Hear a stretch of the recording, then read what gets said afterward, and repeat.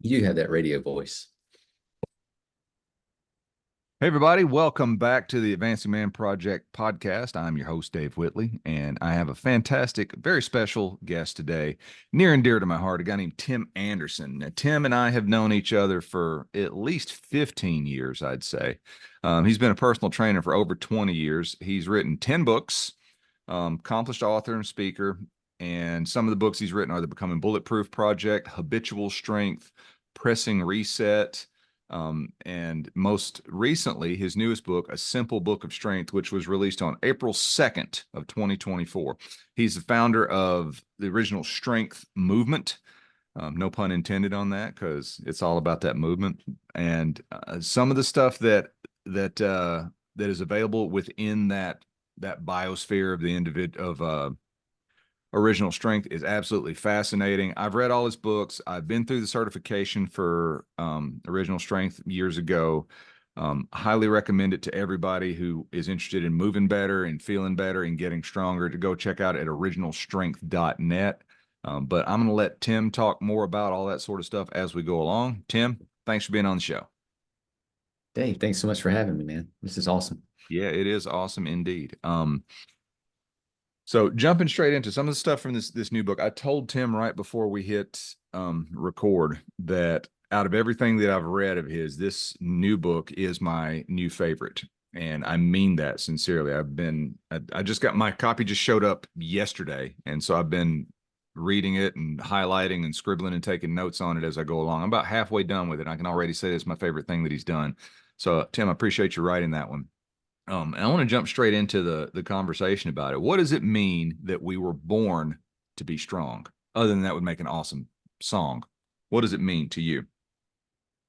To me, it means that we actually have a design that we're born with that is literally there to tie our bodies together. It builds our brain, it builds our nervous system, and it connects our body together so that we are become resilient and so that we can navigate through life with health and strength and vigor. But it's the neatest thing. So like if the human baby is out of all the animals in the world, we're kind of the most helpless. But we had this movement program called like the developmental sequence, and there's more programs inside of us than that. But we have these reflexes and movements that we're designed to go through that literally build our bodies to be strong and resilient. It's that simple and also that amazing. And in the book, you talk about how strength is born through struggle. And as I'm reading that, I'm like, yes, that is very true. But I also want to make sure that we make the distinction that struggle alone doesn't always equate to strength. You know, Right. we in fact, as you go further into the book and you talk about some stuff that we're going to talk about here in a few minutes, I hope you you talk about how it can actually be quite dangerous for our strength and have diminishing returns, negating effects even as we get too close to that threshold or if we spend too much time on that threshold. But something you said in there about struggle is that the very first struggle that we have as babies is the struggle against gravity. So I Yeah. when I read that, I'm like, I'm going to get him to talk about that because that's pretty fascinating. Because I know from having read your stuff and having been through the certifications and practiced it for years, um, how the developmental sequence plays into helping people press reset and everything that's associated with that. But just talk about that a little bit. Talk to me like I don't know what you do, like I don't know any of the stuff that you've taught me, and just tell me about this struggle against gravity being the starting point for our strength. So yeah. So like I said, a human child is one of the most helpless mammals that is born into the world. And it is our struggle against gravity that actually makes us so resilient. And the coolest part about our body is when we're born, our head is so huge compared to the rest of our body. So a child's head, an infant's head it weighs 33% as much as its whole body does. Um, and so just imagine like if you only weighed 100 pounds right now, that would be like you having a 33-pound head. And so if you can imagine navigating the world with a 33-pound head, I mean, that would be impressive. Yeah. Right now, the average head weighs for an adult, anywhere between 10 to 14 pounds. But most people don't weigh just 100 pounds. So if you weigh 200 pounds, you would have a 66-pound head if those proportions stayed the same. But anyway, a child is born pretty helpless with a watermelon for a head. And they're also given a righting reflex. So there's a reflex in the human body that's designed to pull the eyes and head level with the horizon. So that child with that big giant watermelon has this reflex in it that is driving him to get his head level with the horizon every single day. So little tiny body, big giant head that he learns through showing up every day, through struggling against gravity to get his head up on the horizon. And every single muscle in that child's body is connected to the movements of his head and neck. So just by getting his head strong enough to get his head level with the horizon, he's essentially strengthening his core and his entire body. Now that So riding that's pretty reflex. much the beginning struggle. Yeah. That riding reflex. I don't know if I heard this in some of the training I did with you or somewhere else, but when we see someone who's older, maybe much, much older, and they have some sort of a scoliosis or curvature of the spine that knocks them sideways a little bit. Let's say it was, mid back thoracic spine, you would expect that, say they tilt to their left, that their head would, if their spine leans 45 degrees to their left, you would expect that their head would just kind of stick off at the end of that. But what actually happens is their head rights, and that 45-degree mid back thing turns into an S curve because that head wants to be level with the horizon. And I don't remember if that was from you that I got that, but I that sunk into my mind, and then suddenly my reticular activating system started seeing, crooked spine people that were walking that way everywhere I looked. I'm like, oh, so that's what that means, so it's pretty fast. So you'll see, you can see people with like really severe scoliosis, but their head's level with the horizon. Mm-hmm. And what's happened is the head stays level with the horizon, so the body adapts and changes underneath the head. So that reflex actually exacerbates the scoliosis in a way, right? It's a very strong reflex, yeah. Potentially, yeah. Yeah, it's fascinating. We were talking a little bit. Please continue with the developmental processes, because I have my questions that we haven't talked for a while. Oh, so yeah. I have the things that I want to talk about, but I also have the things that I want to make sure that you cover for people who don't know about you or don't know where you're coming from. So yeah. So the first thing is as a child, we gain control of our head. We get head control. And that builds up our body. And again, every single muscle in your body is attached to the movements of your head. And after we get that head control, we've essentially strengthened up our torso a bit. We eventually get strong enough to push away from the floor or the ground. Now we're fighting gravity in a different way because we're getting higher from the ground. And then when we get up on our hands and knees, and our head is still level with the horizon, that's where we get our posture and our spinal curves. So it is our struggle against gravity that actually sets our posture. And then once we're able to hold ourselves up on our hands and knees, that's how we build the muscles around our shoulders and our hips, the muscles that are going to be carrying us through the world. So it is literally getting strong enough to push away from the earth. That is what is the beginning of our strength training regimen. And again, with that big giant watermelon head, is everywhere a child goes, he's carrying an entire weight room with him. Yeah. And again, like I said, a child has nothing else to do but to show up every day, day in and day out for the first, year to 2 years. So by doing that, they're just constantly building their brain, tying the nervous system together, and making themselves strong enough to eventually, they're on 2 feet, still learning how to balance their body underneath their head. And then, then they start climbing, exploring everything. But all through that process, they've built a resilient body. And that's why, you can see a child fall down, they get right back up. They may cry for a second, but generally they bounce right back. When if an adult falls down, if they haven't been moving for a while, they don't always bounce right back and get back up. Yeah, they may be there for a minute. Yeah, they're there for a minute or three. Yeah. Yeah. But But so we do have this series of reflexes. We call them resets. The first one is breathing, the way you're supposed to breathe, filling your lungs up from the bottom to the top. The second one is head control. The third one is we roll around on the floor. That further ties our body together. The fourth is we get on our hands and knees, rock back and forth. That's where we get our posture and stuff. And then that actually gets us strong enough to start crawling. And then crawling just really ties your body, which is the next, ties everything together, ties your opposite limbs together. And it is the foundation for your gait pattern, which is walking, running, things like that.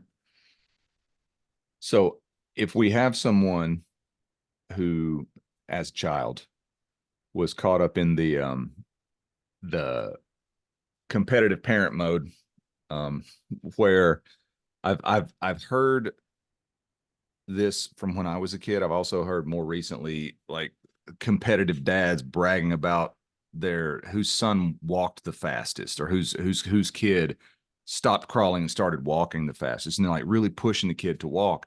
And they wind up sort of speeding through that developmental process of crawling and getting them to walking as fast as possible, which, based on what you said, could cause problems later on, in terms of nervous system unification, ability to express movement and that sort of stuff. So let's say that you're someone who's, in our age demographic. You're late 40s, right?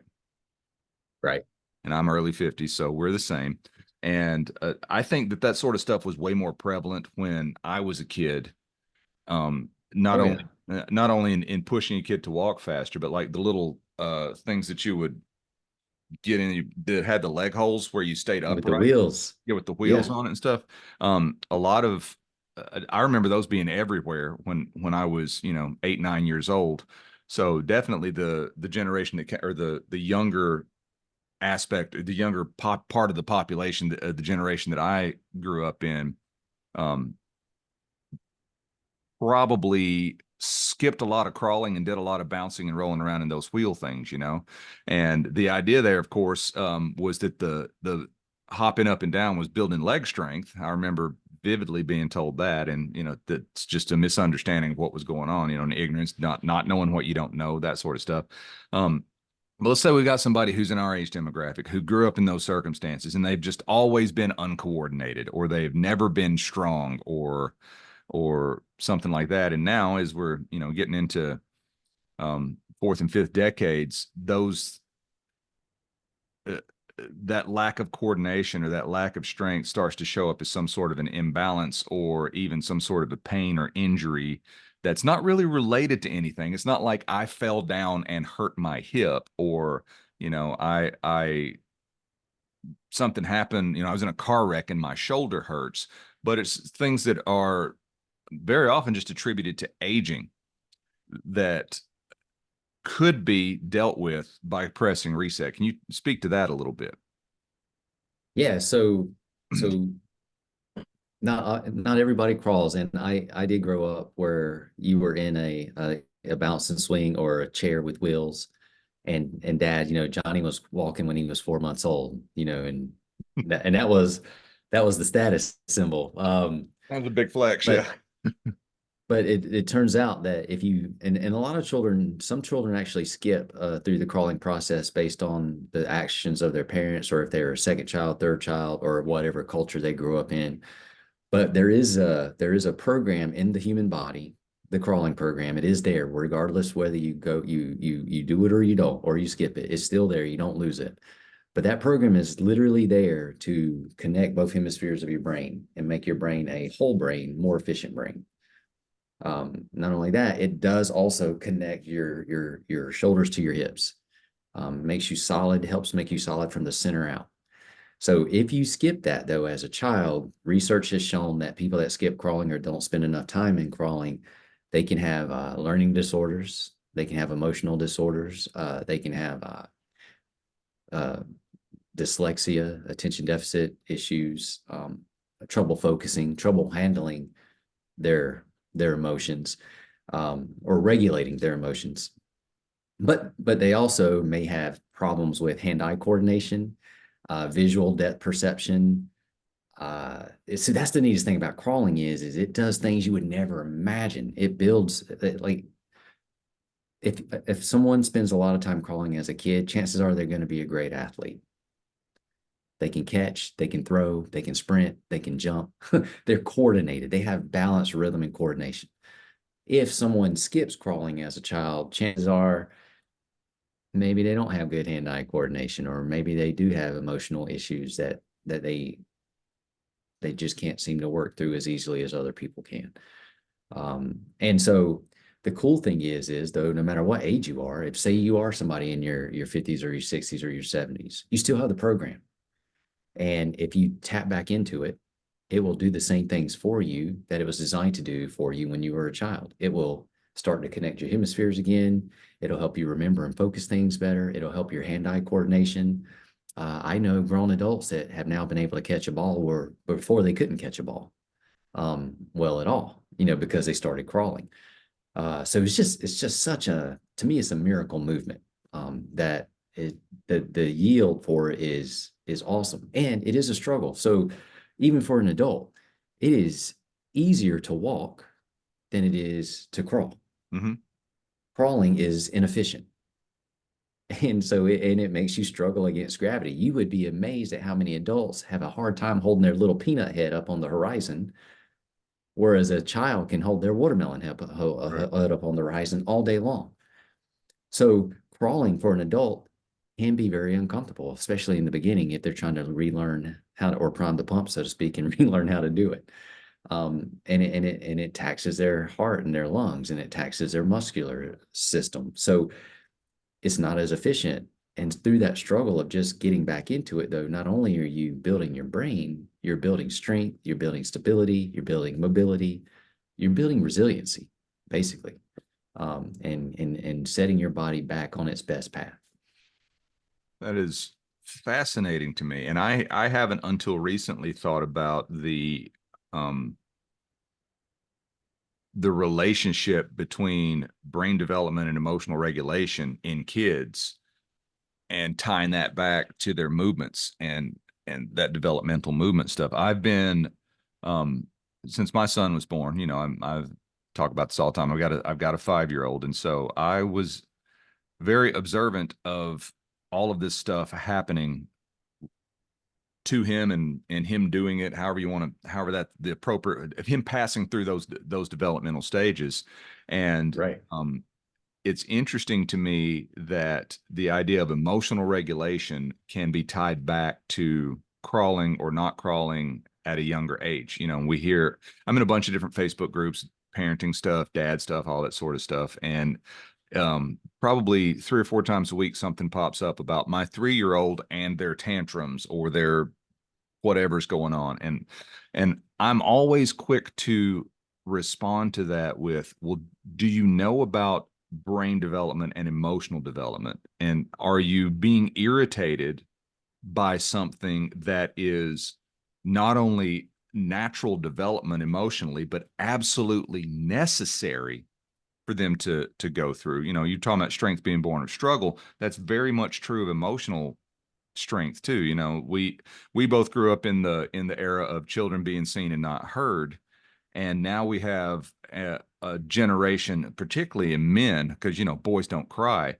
We have a generation where men's mental health, anxiety, depression, everything that goes along with that, suicidal stuff is at an all-time high. Well, it makes sense to me that if that's suppressed at a young age, it has to go somewhere.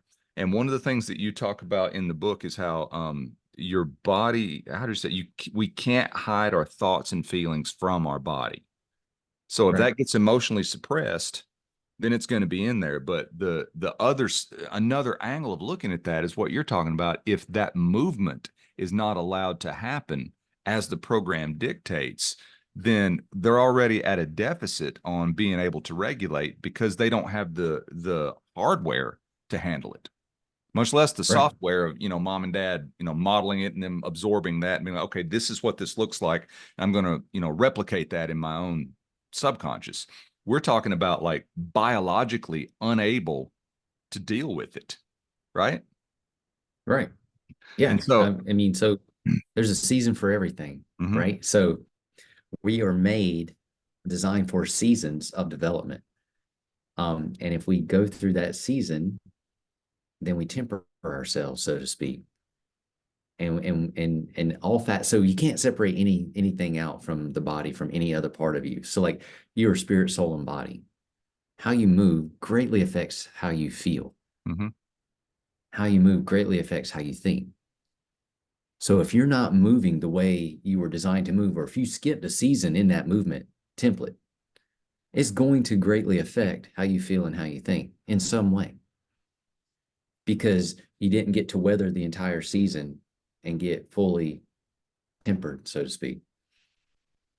And so the good news is, though, I think that as an adult with our cognitive, reasoning, rational mind that we have, we can analyze our own lives and go back and say, you know what? I was one of those kids in the rolling chair.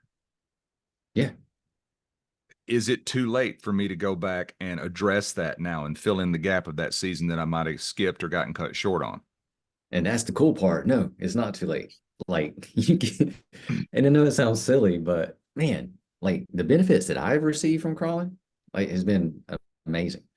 And just knowing that, all right, you already know this. You saw your child, your wife, when your child was small. If it was crying, what did she do? She might rock it, sway it, try to soothe it. We we actually have a season of rocking, and that is built into our developmental sequence. And in part of that, what we get out of that is emotional regulation, and it is tied to how we move, like, which is just the neatest thing ever. It really is. Like, and you know this too. Like, if you see when somebody moves well, they just feel good. Mhm. And the easiest example of this is if you see a child skipping, what do you always see? A smile, always. A smile on their face, a smile on their face. And you probably can count on your hand throughout your entire life how many times you've seen a crying child skip. I don't recall it at all. No, and no, probably nobody else does, right? Like unless they were skipping out of terror, and that just doesn't happen. Right. So, which is the coolest thing though, because that clearly also shows that while we do have this movement template that is designed to keep us strong and healthy, our emotions are tied to how we move. And that means, though, if we're designed to move well, that means we're designed to feel good. And when everything is in place, we're just going to be better off because we're going to move well, we're going to feel good, we're going to think better, and be able to manage our thoughts and our emotions so much better. So, is it fair to say that if we have an adult who is emotionally not in a great place, if if they go outside and start skipping, or if that's not something they're physically capable of doing, if they get down on the floor and start rolling around or trying to crawl or doing some variation of that, it can affect the mood in a positive way? Absolutely, 100%, yes. And if they're physically capable of skipping and they go skip a few steps, they're gonna just feel better. Same thing as taking a brisk walk. Sometimes that is the best medicine a person can take if they're struggling with something, with stress or whatever. They need to get outside, like you said, Mm-hmm. and start taking a brisk walk, swinging those shoulders to match those hips. Skipping is so great because it swings the shoulders to mirror the hips, and it's got a rhythm to it. And our brains love rhythm. We're designed for rhythm and coordination. And that is music for the brain that just helps calm everything down. And if they physically can't do that, yes, getting on the floor and just simply rocking back and forth will make them feel so much better. It's interesting you say that. I'd never thought about this before, but when a child cries, a baby cries, we naturally instinctively do that, the rocking and the bouncing up and down and all that sort of stuff. If we look at people who are grown, or teenagers, grown, whatever, that are in a moment of feeling some severe, very overwhelming, emotionally traumatic thing, the joke is you go sit in the corner, hug your knees, and you rock, right? Yep. I never connected those two things together, but that rocking is an attempt of the nervous system subconsciously or unconsciously to regulate the body to a state that's not in feeling such an amount of threat or trauma or whatever that the trigger That was. is that is the body trying to calm the mind and the emotions down. It is a self-soothing mechanism. And that's because It's the trying to body. go from Go ahead. it's trying to take them out of sympathetic fight or flight mode. Or they're so far into it. That's the when all else fails, break this glass and let's start rocking back and Right. forth to try to soothe you. Now, do you think that's because the body and the nervous system in its inherent wisdom knows that to be in that state is ultimately not a safe place to be? Yes, because that's what the brain's always trying to answer. The brain's always asking one question: Am I safe? Its job is to get you to the next moment, to the next day.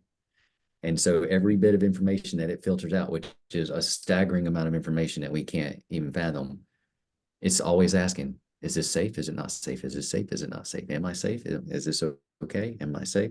And so however the brain processes that information is going to, and however it answers that question, yes or no. And if the answer is yes, I am safe, chances are you're gonna be moving better, you're gonna feel better, you're gonna think better. If the answer is no, the brain is going to restrict and downregulate you in some fashion. And down regulation physically, Physically and mentally. and so to down regulate means to like start shutting things off, right? Yeah. Let's say if your brain feels unsafe about something, it may make you tight or restrict your range of motion. Mm-hmm. It may make you weaker. It may make you get, it make use a harsh word, I but you understand. may get tunnel vision. Instead of being able to think broadly and see the big picture, you may get just a very narrow scope of vision or thoughts. Like everything just shrinks. Your world shrinks when your brain doesn't feel safe. Hmm. And most people actually physically shrink. They get tighter, they draw up, they get smaller. Sure. I think it was Feldenkrais. The quote that stuck in my mind from Feldenkrais was that negative, I think it was negative emotions are always expressed physically in flexion. Yeah. Your body's an expression suit. Mm-hmm. And that's where, going back to that statement you said earlier, you've never had a thought that your body doesn't know about. And so whatever's going on in here or in here, especially, your body's going to express it. And one of the ways it expresses fear is through tension, tightness, stiffness. Right? And for a lot of people, maybe it's tight neck muscles, tight traps, tight shoulders, jaw pain. That's usually the muscles holding on to fear, also known as tension. Mm-hmm. But it's the body's expression of what's happening on the inside. Mm-hmm. Now you said a minute ago that the presence of a threat, real or imagined, but the presence of a threat can cause the body to express itself weaker through this downregulation. Yes. And you and I Yeah. have both been fortunate enough to be mentored on our strength journeys by some true legends of strength. Bud Jeffries for me, Dennis Rogers, John Brookfield for you, who's Right. a legend. And then of course Slim the Hammerman is one of my all-time top level influences on that.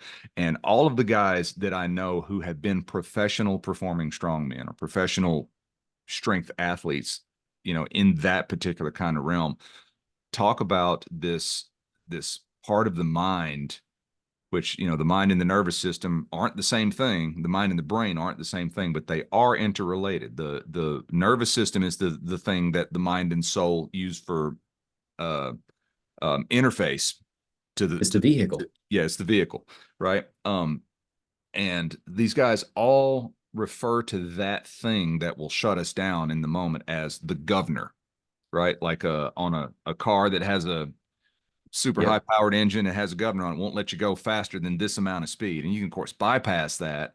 And one of my favorite quotes, early on in my strength training, Dennis and Bud, in my not just strength training, but as a performing strongman. Dennis and Bud both talked about the governor and about how we have to obtain conscious influence over that, and being able Mm. to intellectually recognize that even though this feels like it is a threat, and even though all physical evidence would point to this is a really stupid idea and you're probably going to kill yourself, um, we have to be able to bypass that. Like the quote from Dennis is, we have to eliminate fear, doubt, and uncertainty, because the mind controls the body. Those things will stop you before your body breaks, right? And that's the purpose of the governor, because the mind or the brain is always, like you said, am I safe? If I'm not safe, I'm going to shut everything down, right? But the Yes. quote from Slim was governor, hell, I ain't got no governor. So he had, like, through conscious thought, convinced himself that he removed that safety switch. It's not there anymore. And he's one of the only guys that I know that I truly believe that about, because he has he's passed away now, but on multiple occasions done leverage lifts with sledgehammers on stage, at weights that no one, I don't think, will ever be able to equal, and broken bones on stage in his wrists, like the tiny little bones in your Wow. wrist. And this is Yeah. not from something going wrong and something falling and crashing into his wrist. It's from the amount of tension he's generating, being so hyper focused into that wrist joint, that a bone or a tendon or a ligament or something said, nope, this is the edge. We can't go any Yep. further. Captain, she's going to break up. So I don't know John Brookfield as well as you do, but I'm assuming that there's an element of that too from John. Could you talk about that? Because the guy was pulling He, semi trucks when he was after he turned 60, right? yes, and set a world record doing it. Yeah. So John, he, yes, in his tutelage of me, he told me one thing: the mind is like a GPS system, and you set your mind where you want it to go, and your body will follow. And he has never, I don't think he has any limitations, and he doesn't know any limitations, and but he also doesn't accept any. Mhm. So, like, if there's ever anything he thinks he wants to do, he figures out a way to physically do it. Because he has this. To me, it's as simple as this. In his head, all he knows is I can, and that's it. He does not know I cannot. Yeah. and and his body follows his belief of I can. And he had, yeah, he's fascinating to me because he's never been like injured. Hmm. He's he's never not been able to. I mean, he does stuff that I don't even understand. Like that, it doesn't even seem possible to me that anybody would be able to do. Yeah. Um, and he just does it like something he calls Tuesday. So Yeah. it's just a normal thing for him. But that the biggest thing I learned from John is that whatever you set your GPS system to is where you're going to end up. Which means if you got that fear that you were talking about, or if you have doubt or I cannot, that's where you're going to end up, Well, and because you your talk, body's going to govern you with what you can do. and in the new book, The Simple Book of Strength, you talk about that I canness in there too, right? Right. Yeah. And this is everything about us, our bodies is so neat, but there's always truth always runs in parallels. So our body is designed to follow our head. And what that means is if our head goes into extension, our body opens up and wants to go into extension. Mhm. If our head goes into flexion, our body wants to go into flexion. If we rotate, our body wants to rotate. And that's physical. The same thing happens though, wherever we put our thoughts. So if our thoughts are negative, or if they're small thoughts, our body wants to draw up and get small. Our expression of what our body can do diminishes. If we're thinking I can, and we don't, and we know that we can do something, and we have confidence in ourselves, we open up. Our posture changes. Everything about our expression, our physical expression, and our presence changes. You can feel when somebody's confident. You can see it. Mhm. You can also see and feel when somebody's not confident, or when they're sad, or when they're depressed, or when they're angry or excited. Like, and it's all about what's going on up here. But so yeah, wherever, if we go into a situation knowing that I can, our body is going to be able to follow that belief. To tie that back to um, something that I strongly believe in as parent. Um, Before my son was born, I like took stock of what is it that I want him to absorb, what values, and how I express that and how I am as a man, as a father. Who do I want to be? How do I want to show up for him? And one of the things that I've always been a firm believer in, and we've talked about this before too, is what Neville Goddard would call the mental diet. It's the inner conversations. And when I talk about the internal code in the Advancing Man Project, I talk about there's three different definitions of code that we're using. There's the original root word of code is codex, which is Latin for a book of laws. That's my code of conduct, my code of ethics, right? There is the internal programming, like computer code or DNA code. And then there's what I call the secret conversation. So like if you and I have a language that we can speak that no one else understands, we're speaking in code, right? And so Mhm. to someone who's not familiar with human body and the terminology, if we throw out stuff like flexion or extension or dorsiflexion or valgus collapse or vestibular system, something like that, then we're speaking in code to them because they don't understand the secret language, right? And so the secret language in the internal code of the way I approach mind stuff is that inner conversation. It's what are you saying about yourself to yourself? And if you knew someone who spoke to you about you the way you speak to yourself about yourself, is that person on your side? Mm, Right. that's And strong, right? yeah, it is. And so like taking that into consideration when my son was born, um, very simple places that stuff like that shows up. And this is relevant to what you said because of the phrase or the word can and can't. Right. I see, and I grew up with it. Parents who will address their child when the child is doing something or even after they've already done something that is unauthorized, that they shouldn't be doing, that is not permitted or not appropriate for that moment or whatever, saying, you can't do that. Like, have you ever gotten pulled over for speeding and the cops say, you can't drive that fast? I'm like, but I was, right? And it's interesting to me because my wife and I decided that would be something that's non-negotiable. We would never tell our son that he can't do something, especially as a way to control his behavior, right? No, you can't climb up on the counter, or if he's done something after the fact, like you can't do that. But it's interesting because we were at a extended family gathering once, and there was a relative who my son said something, and um, the relative said, well, you can't say that. And my son said, I already did. And I'm like, that's my boy, And it wasn't like anything terrible or anything like that. It was just like, you know, but to see him fire back with that, I'm like, okay, that's good. That lets me know that, just by showing up, it's happening that way too. And so when you talk about I canness in the book, I think that would be a real easy thing to overlook. But how many of us as grown-ups, it's like you call me up and you say, hey Dave, you want to go do something? And I don't want to go, but there's no reason other than I don't want to go. I said, no, Tim, I Right. can't do that today because blah, blah, blah, blah, blah. And so now I'm imposing a limitation on myself through my own language just because I don't want to and I just noticed as I said that when I'm talking about this, I'm kind of inflection right now. But when I'm going to the next part, I felt myself move. I said, because I don't want to say, no, Tim, I don't really want to do that. Like just moving into that hypothetical fictional explanation there, my body went with it. And I would not have noticed that if we hadn't had this conversation.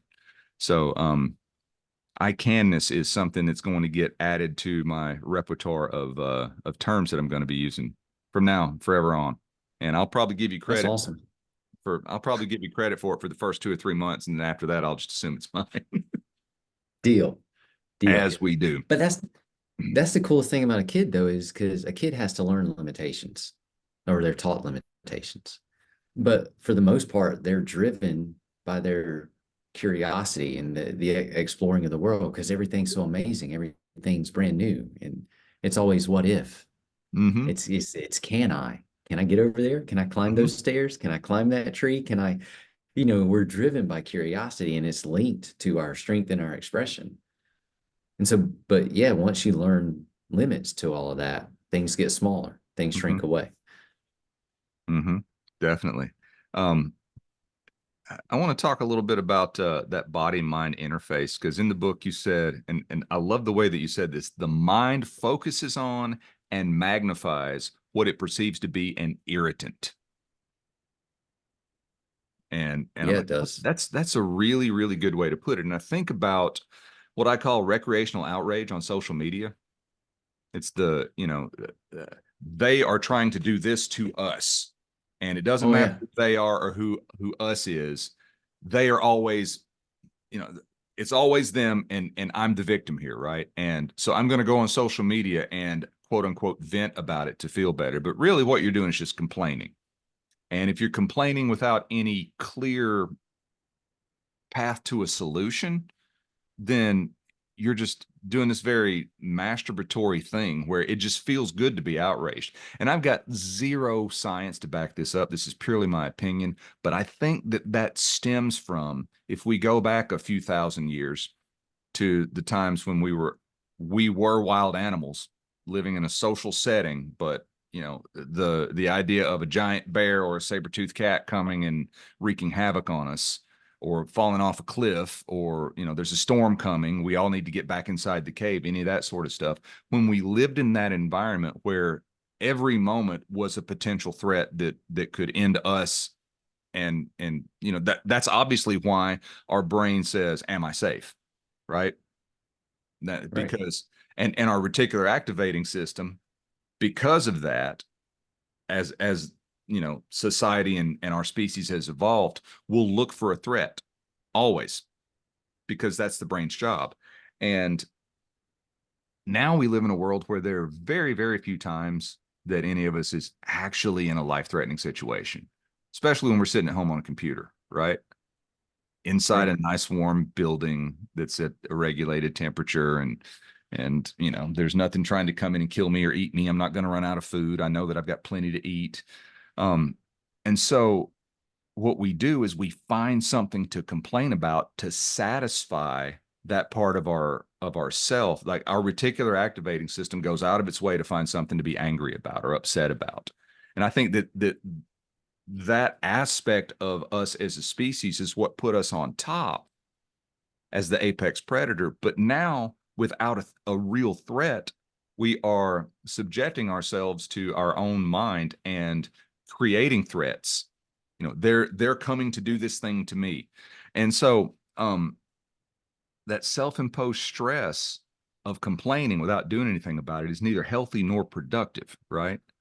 And so, Right. as you said earlier, the body follows the head, and the head could be the skull and everything inside of it, or it could be the mind, right? So, how can we use our ability to make decisions, our ability to reason through things and look at things logically, to change those thoughts into something that we're actually programming our reticular activating system with something that we want? And then specifically, I want to ask you, how does movement play into that? So that's a great question. And we do have a tendency to make mountains out of molehills, and we can do it with anything. And Mm-hmm. whatever we do focus on, we greatly magnify in our lives. But part of the problem is not just that we're no longer running from saber-tooth tigers, but if we're not living in our design, Mm-hmm. so if a person is sedentary all day long, 13 hours out of the day versus moving 13 hours of the day, and if your movement is attached to regulating your emotions and your thoughts, but we're not doing that, then we maybe create this soup of hypersensitivity, hypervigilance, hyperfocus, because if we're not moving and we're not giving the brain the information that it needs, the brain's going to determine that I am not safe.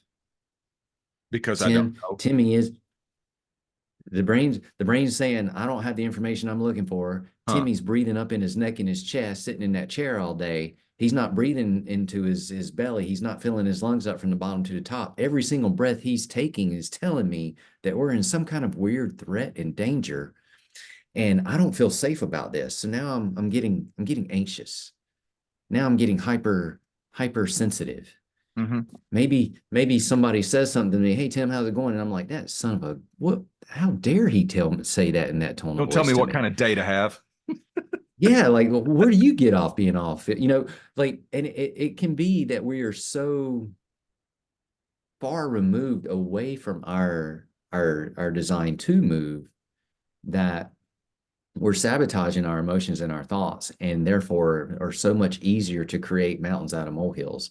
Whereas if we were moving often and regularly, and like say we did go take walks often, and just something as simple as that, or we're literally breathing, filling our lungs up from the bottom to the top all the time, maybe we could brush things off and not see anything as a big deal, because it wasn't. So because we're regulating our emotions and our thoughts. And so just the act of being sedentary can throw somebody's nervous system into the sympathetic state, the fight or flight state. And we're only supposed to be there to survive through an incident. But we are designed to live in the parasympathetic state, the rest and digest state. That should be our default state. Mm-hmm. But almost no one is living there. Mm-hmm. So almost everyone is living in, I'm in danger state. I'm in a threat. And so everything becomes sensitive. Everything becomes a threat. And it's like you're stuck in a loop. Mm-hmm. And it could be something, and it's very hard to approach your mind with your mind, because even if you know, man, I don't want to feel this way, I don't want to think these things. Well, yeah, you can know that, but it's still so hard to change Mm-hmm. that just by knowing it. But if you take a walk, you just feel better. And now you have an outlet where maybe it is easier to not think these things and to not feel this way, because now your body is giving your brain information it's looking for, and it's saying, oh, this no longer feels like a threat. Maybe I don't need to be in fight or flight mode. Maybe we can, yeah, this feels good in parasympathetic state. This feels good to rest and digest and go for a walk. You know what? That wasn't a big deal after all. Mm-hmm. And so now we've calmed the alarms down and the bells and whistles, and the body's at peace, and the mind gets at peace. And so, yes, our movement or our lack of movement can greatly affect how we magnify things or how we handle our lives from a day-to-day, moment-to-moment basis. So let's say somebody's having a moment where they're frustrated or upset. I have a lot of dads that listen to this show. So let's say that they are um, having a moment with a young kid where their own conditioning, where they weren't allowed to be seen or heard, um, or they didn't feel heard, is being triggered by a kid who's upset about something, right? Um, let's say they're in that state. What would you recommend someone in that state do to regulate themselves and also hopefully help regulate the 3, 4, 5-year-old kid? Man, if I'm looking for an immediate course correction, you have to be aware that you're there, right? Like you have to be aware that you're in this situation. So, but if you are, and I'm looking for a course correction, it might be that, you know what, I'm going to stop. I'm going to make sure my tongue's in the roof of my mouth, and I'm going to take some deep breaths and fill my lungs up from the bottom to the top. And this is going to sound nuts, but if I want to change and I want an immediate course correction, I may, along with that breathing, I may do some smile. I may smile. Mm-hmm. Smiling is a movement. It is an action that completely changes so much in your brain and your body. It literally does make everything better. It's an immediate course correction. It gives you an opportunity for a shift. Mm-hmm. Um, and so it's an interruption. It creates an interruption for you to have that, give you a little bit of space in your situation so that you can take a step back and go a different way. Yeah. So just the breath alone, try to get the nervous system back down out of that alarm state, back down to closer to parasympathetic, and then the smile to help make sure I can drop further down into the parasympathetic, just to create a little bit of distance and whatever's going on in my head and my heart, so that I can see the situation better and then help the child as well. And the fascinating thing about that is that by doing that, if the child is dysregulated, upset, crying, sad, whatever, we tend to match energy with energy in a situation like that. And Mhm. it's not uncommon to see someone yell at a child to get them to stop crying or to get them to calm down, or um what I believe is the pinnacle of hypocritical stupidity is, I'm going to spank you because you hit your sister and it's wrong to hit people. Right. So I'm going to hit a kid who hit a kid to show them that hitting people is wrong. That doesn't make any sense to me logically, It's a weird message. nor does it make sense from a nervous system standpoint either, right? Because the kid's already feeling dysregulated and doesn't know how to express it other than lashing out. And so I'm going to beat you into submission. And not only am I not addressing whatever your dysregulation is, I'm going to throw a dose of pain and fear on top of that and assert my dominance over you. So there's that aspect of it. So rather than meet that energy with that energy, if we step back and we breathe, as you said, and we smile, as you said, and we get ourselves in a different state, now we're in a calm state and we become water to the fire instead of trying to put a fire out with fire, right? And Right. and kids, like you said earlier, they haven't figured out that they can't do something yet. And so whatever we model for them is what they're going to perceive as the truth. And if I meet your dysregulation, which ultimately means I don't feel safe. For whatever reason, I'm upset because I don't feel safe. Like if we take that back down to its base level, I'm of the opinion that there are two base level expressions of emotion that are actually the same thing. But like from a vibratory frequency, you have love and you have fear. And both of those are just, I am completely overwhelmed with a feeling. And one is supportive and one is threatening, right? So if I meet your fear with love, how's the verse go? Perfect love casts out fear, something like that. Love cast out fear. Love Yeah, casts that's it. out fear, right? So if I can meet your dysregulation with extreme calm and you don't know how to regulate as a child, then I'm creating a place where it's safe for you to experience this struggle of dysregulation and eventually become stronger as a result of it, because now you're free to express yourself, you're free to be angry, you're free to, and as I like to say with my son, I know you're angry. It's okay to be angry. It's not okay to hit people, or it's not okay to break things, or it's not okay to, and like, if you really need to throw something, throw this pillow, don't throw that coffee cup, and giving them Right. the opportunity within that to feel safe enough to physically express that. Um, um, but ultimately, what we're doing there by modeling that is showing them, this is how I would regulate. This is how I'm creating a space for you to be safe. And when you're done, this is where you're going to wind up. And I say all that as a preface to this.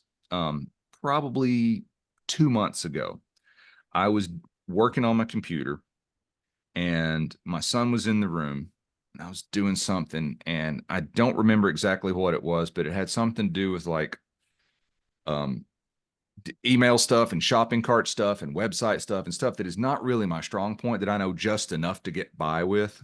Um, but whatever was going on, I didn't know the answer, and I didn't know enough about the problem to ask the correct question to the Google.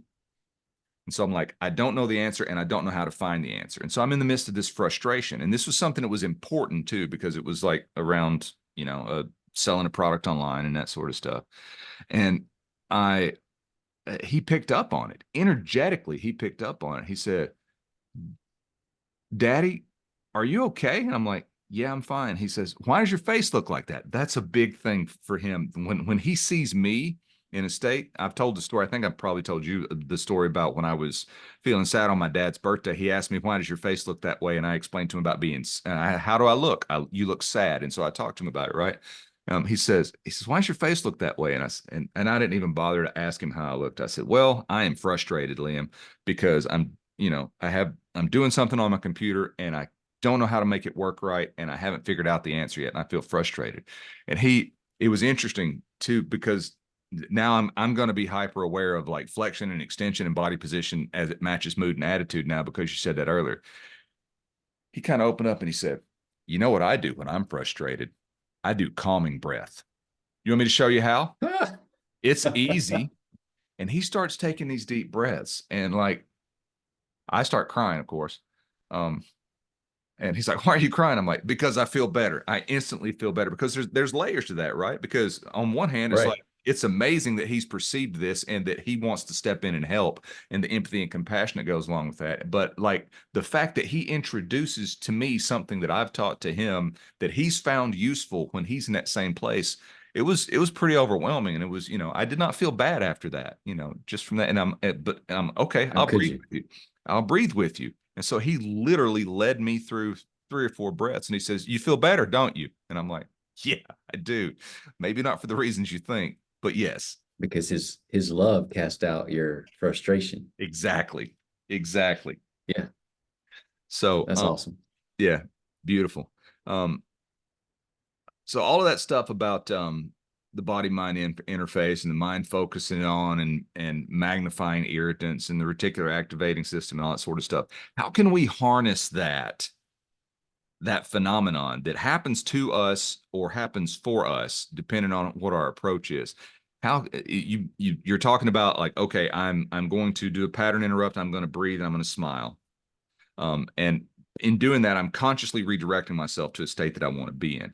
But when the mind focuses on and magnifies what it perceives to be an irritant, the opposite of that has to also be true. If we're overwhelmed with goodness, like I was in that particular situation, it will magnify Yes. that. And so how Yes. can we, like, practical stuff that anybody that's listening to this 20 minutes from now, something happens, what can they do to like take advantage of this physiological phenomenon rather than be um adversely affected by it? Well, again, you have to be aware.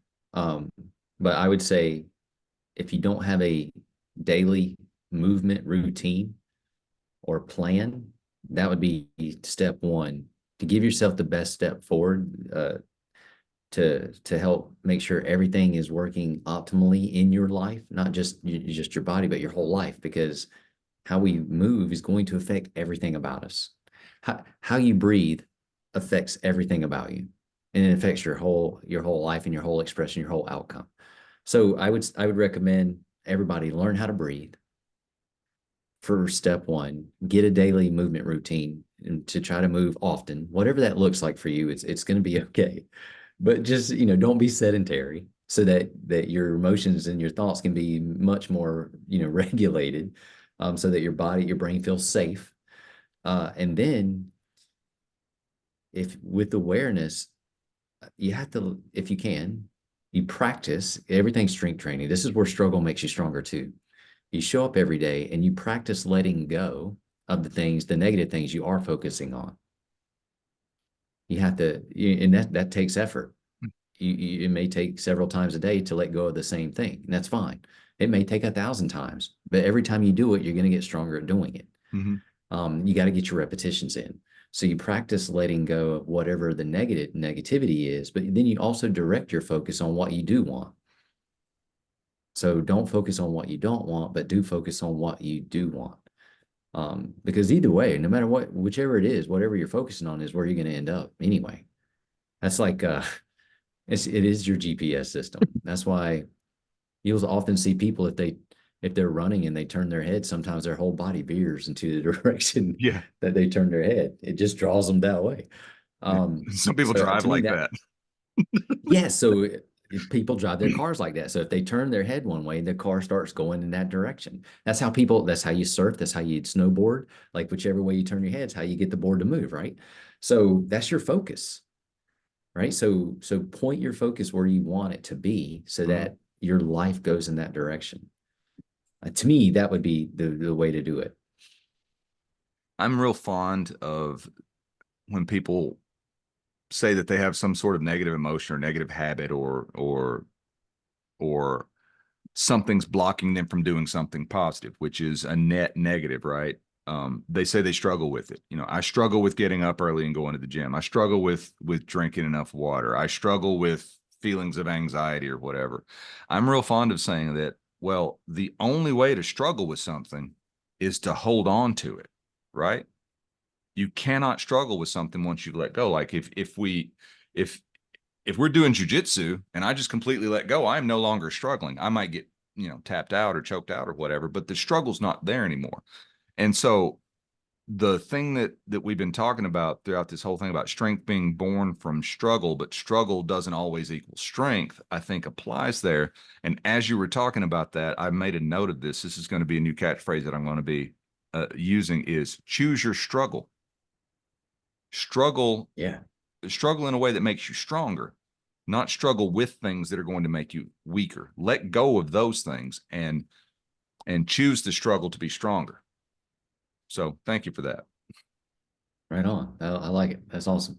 In the book, the new book, you talk about the RPE with the rate of perceived exertion, and you talk about the doable scale, which I think is fascinating. I'd never heard it expressed that way. Talk a little bit about that, about RPE and doable and that magic sweet spot between 6 and 8. So the rate of perceived exertion is how hard something is for you. It can be how heavy something is or how much effort something takes.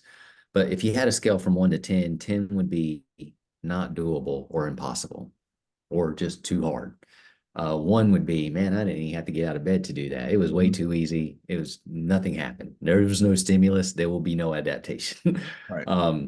But if we can find a perceived exertion or something that is doable on a scale like around 6 to 8, it's a challenge to us, but it's a challenge that is doable and that we can overcome. That is where we build strength and tenacity. We can build physical strength, but we also build mental strength in those ranges too. It's when we become uncomfortable with something and we get used to being uncomfortable, and then that uncomfortableness turns into comfortableness. It's like you can raise however you want to look at it, whether you're raising your ceiling or you're raising your floor, but you show up enough or you challenge yourself enough in a doable area of struggle, and you develop strength and resilience in that area. It just gets easier. You get better at doing it. You get more adept at doing it, more efficient at doing it. You get stronger at doing it. All things about the effort level improve. Yeah. To me, so some people call it the Goldilocks area. Yeah. Not too hard, not too soft. Right. Yeah. Paul McElroy refers to that as expanding the comfort zone. And here I am 10 years later, still using that terminology. But Yeah. if you can't deadlift 315 and you want to deadlift 500, you've got to pass through 315 to get there. Yeah. Right. But no amount of pulling on 500 is going to get you to 500 if you can't do 315 yet. You've got to expand and build on that. Right. Yeah. So And you got to experience a little success along the way. But the only way to do that is to show up and put the yeah. effort in to get there. Yeah. The only way to experience success is to be willing to fail. Right. To That's be it. willing to, And that's how you learn, though. right. And that's everything about that developmental process we were talking about earlier, right? No Yes. no child at age whatever claws their way up the side of the sofa or the coffee table and turns around and tries to start walking because that's what everybody else around them's doing, makes it 2 steps and falls down and be like, well, guess walking's not for me. Just Yeah, that's never a thought that would ever enter their nope, mind. nope. Because However, an adult that's would how, take that approach. yeah, yeah. There are adults that would definitely take that approach. Yeah, after decades of being told you can't do that when it really means it's not allowed, right? Right. Um, But like, so that's where struggle is good for us though. Like if you're because that we are designed for that type of struggle. Like, so there's, to me, I wrote about this in the book. There's an economics of strength, and our body is so neat, and our design is so neat that we actually have a lot of say in how it turns out. And so we build our nervous system and we build our body through what we show up and do every single day. So from the economics of strength aspect of it, if we create a demand for something from our body, it will create a supply to that demand. So if I want to get stronger, an easy way of saying this is if I want to get stronger and say I'm trying to do dumbbell curls with 35 pounds, and I show up every day and I do that, and it's hard for me in the beginning, but I can only get 5 or 6 reps. That's great. But I show up every day, my body's going to say, why does Tim keep doing this? He's obviously is creating this demand on us. This is hard. I want to make this easier. We got to get better at doing this. I'm tired of struggling with this. So I'm gonna make him stronger so that this is no longer a challenge for me. So then the next thing you know, after the diligence of creating that demand, your body creates a supply. And next thing you know, you can curl it 10 times instead of 6 because you showed up and you asked your body for something through demanding it through your actions and your intentions. But isn't the real way to progress there to just scream lightweight, baby, nothing but a peanut? Well, I guess it all depends. Yeah, it all depends. That's for anybody that doesn't know, that's a Ronnie Coleman reference, and I feel sad for you if you don't know. Yep, buddy. Last rep, best rep. Yeah. Yep. And I say that jokingly, but if we look at Ronnie now, he's paying the price for that. You know, he's That's, not, yeah. That's a harsh lesson. That's a hard lesson. Like like there's something in me that like just hurts when I see him because Yeah. I don't know. That seems like such a harsh lesson. But you know, I've watched interviews with him, and he's like, "Yep, I'd do it all over again, except I'd do more weight." And I'm like, I don't know if that's you putting on airs for the camera, but I think he really believes that. I love that he can still smile. Yes. And I love that he still does smile. Yeah. Like, so to me, there's a level of strength inside of Ronnie Coleman right now that is still out of this world. Definitely. That's beautiful in itself. It is. It is. Going back to some of the stuff in the book. Oh, I just noticed what time it is too. We've been at this for a minute. I had a couple things that I definitely want to talk to you about that I saw in the book. What happens when a person punishes themselves in the name of strength training? Typically, injury, depression, torment. Weakness. Nothing usually good. Weakness. Right. Yeah, the opposite of what they're looking for. Yeah. Also a harsh lesson to learn. Yes, yes. And I ask you that to set up this next question because you talk about this in the book. What is the discipline trap?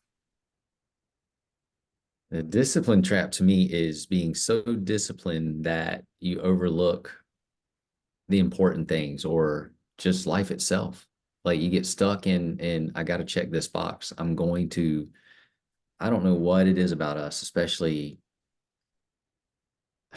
maybe people our age, but like I grew up with some imaginary trophy that I was trying to win. I had to show up every day. If I miss a day in the gym, I didn't get my trophy. Well, whatever it was, I've still never seen this trophy. But I was determined that no one was going to outwork me. No one was going to show up more than I was. No one. And it was just this thing I had with myself. And it was good to a point, but it was also excessive. And it actually prevented me from enjoying a lot of other things in my life that I should have been enjoying. And it actually led me down this road where, well, maybe you feel this way and you feel bad. Maybe your joints hurt because you are being ridiculous with your I'm going to show up every day attitude. Yeah. So you can get stuck in a trap of being disciplined and miss out on some really cool things like a vacation. Or, like how I know there are people listening that they've gone on vacation and the first thing they do is look for the local gym so that they have a place to get their workout on. Yeah. So you don't have to do that. Your body, like you can enjoy your life. You'll actually be stronger more than likely if you allow yourself grace to take a day or two off here and there, Hmm. you actually use discipline in another way. Be disciplined enough to take a vacation, Right. to allow your body to rest. Like there's no glory to be won or had just because you showed up every day. That what that means to me now at this age is you just didn't know what you were doing. Yeah. Yeah. I remember having a conversation similar to that with Marty Gallagher several years ago, and there was someone that he knew. She was a female bodybuilder, and she got married and went on vacation to Italy and packed her own bags, like an entire bag full of like tuna fish and rice, because she wanted to be prepared once she got to Italy and the food was there. She wanted to have something to eat. And I'm like, and Marty was like, it's your honeymoon. You're going to Italy. It's also it's Italy. It's Italy. Best And food ever. it is. It really is. It is. It really is. I mean, you've been there, you know. It, best food I've ever had in my life was Did in Italy. I'm assuming that when you were over there, Fabio Zonin took you to Botta di Ferro, the Iron Barrel, right? The pizza place. Oh my gosh. That I is, I shout still out. I still I still vividly remember that, and I've never had anything like that before or since. It's I amazing. multiple times we went there. We did my wife's birthday party there one year when we were over there, and Mm, um, to the brothers that run that place, Botta di Ferro. It's in Vicenza. It is absolutely the best restaurant I've ever eaten at in my entire life. it's And it's just amazing. it's a pizza place, and they've got other stuff too. But go there, do that. Life changing. Definitely for sure. All right, I'm going to jump into the lightning round, rapid fire Here we question. go. Are you ready? What is Yes. one useless talent that you have? I can fold my tongue backwards where it sticks on itself. And I'm the only person that I've ever met that could do that. That's pretty useless. Yeah. It's useless. Yeah. Most valuable piece of advice you've ever received. Ooh. Mm. Man, there's so much. This is I'm just gonna softball it back. John Brookfield telling me how to program my mind. Worst piece of advice you ever received. Dude, I have no idea. There's been so much bad stuff. Probably anything I've told myself. I'm probably the source of my own worst advice. Um, That's what's lame. what's your favorite holiday? Christmas. If you It's could the only, energy of it. I love the feeling. yeah, if you could only eat one food for the rest of your life, what would it be? Peanut butter. It's Crunchy, sad, I know. I love it. crunchy or smooth? Yes. But if you made me choose just one, Mm-hmm. I would go smooth. That's the correct answer. David Lee Roth or Sammy Hagar?